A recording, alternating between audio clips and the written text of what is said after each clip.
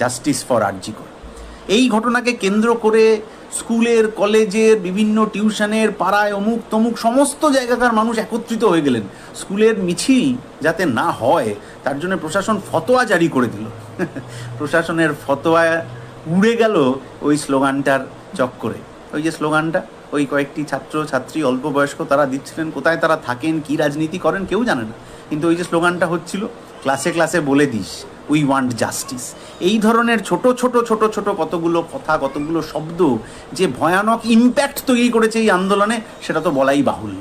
আর এই আন্দোলনকে কেন্দ্র করে যেভাবে সাধারণ মানুষ এই তৃণমূলের নেতাদের বিরুদ্ধে, সরকারের বিরুদ্ধে, স্বৈরাচারের বিরুদ্ধে লড়ছেন, সেটা আর আজকের দিনে নতুন করে বলার অপেক্ষা রাখে না। কিন্তু এই লড়াই শেষ করা যাবে না, এই লড়াইকে টেনে নিয়ে যেতে হবে আরও আগামী দিনে। যতক্ষণ পর্যন্ত না এই নির্যাতিতার বিচার হচ্ছে, ততক্ষণ পর্যন্ত এই লড়াই থামার